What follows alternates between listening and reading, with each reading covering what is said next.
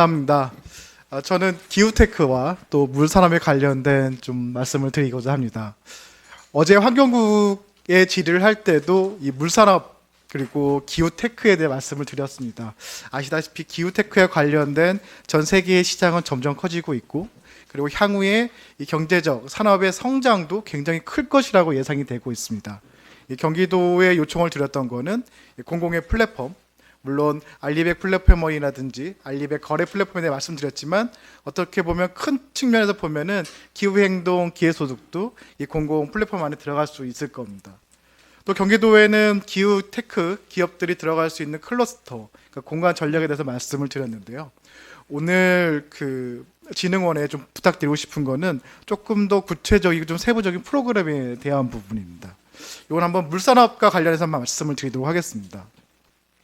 최근에 경기도에 있는 물산업도 여러 가지 위기 속에서 새로운 기회를 모색하고 있고, 오랫동안 경기도는 물산업을 활성화시키기 위한 조례와 또 기관이 있습니다. 지금 현재 진흥원 내에 물산업 지원센터가 있죠. 그리고 얼마 전에 컨퍼런스에 갔는데 좀 의미 있는 현상을 봤어요. 현상이라기보다는 의미 있는 손님들이 와 계시더라고요. 베트남의 어떤 지역에서 속장성, 수자원에 관련된 문제가 있음을 알려주시면서 한국에 있는 기업들과 또 경기도와 함께 이 문제를 해결해 보고 싶다라고 제안을 했습니다. 원장님께서는 그러한 제안과 이거에 대한 저희가 어떠한 또 준비를 해야 될지 생각하시는지 한번 말씀해 주시면 좋을 것 같습니다. 네, 아까 오준하 의원님께서도 저희 전문성에 대한 지적을 해주셨는데, 사실은 그 요소별로 전문성을 가지고 정책 발굴을 하는 사례가 많습니다. 대표적인 게 그 지금 임채 의원님 제안하신 부분인데요.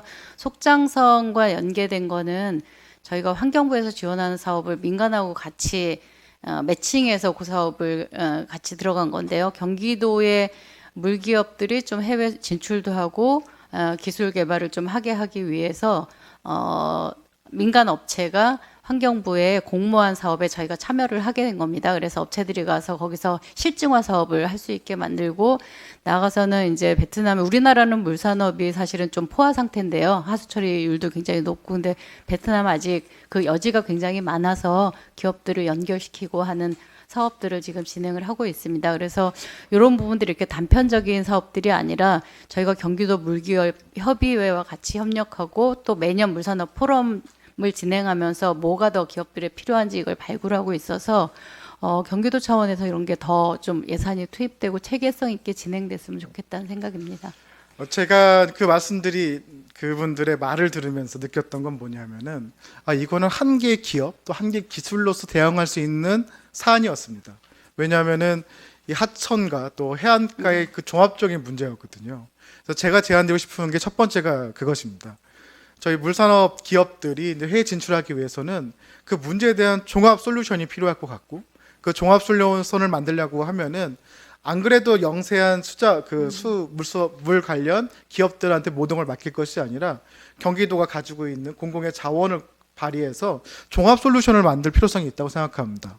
지금 공공만 보더라도 경기도에는 경기도 수자원 본부, 그리고 경기도 물산업 지원센터, 또 정부 기관인 수자원 공사, 이 공공과 또 민간의 기업들이 협력해서 저희 수자원을 관리하고 있거든요. 그러한 요소처럼 해외에 진출하는 이 기업들한테도 잘 이 컨소시엄을 만들어 가지고 종합 솔루션을 좀 제시할 수 있는 그 틀을 좀 부탁드리기를 하겠습니다. 네, 알겠습니다. 두 번째는 지난 저희 경기도의 정책 토론회에서 이병숙 경기의원님께서 경기도 물산업 활성화에 대한 토론회를 진행했습니다. 거기서 나온 의견인데요. 첫 번째는 우리나라의 어떤 첨단 산업, 여기선 대표적으로 반도체 산업을 예를 들었는데, 이 반도체 산업을 함에 있어서 또 중요한 요소 중에 하나가 물이었습니다.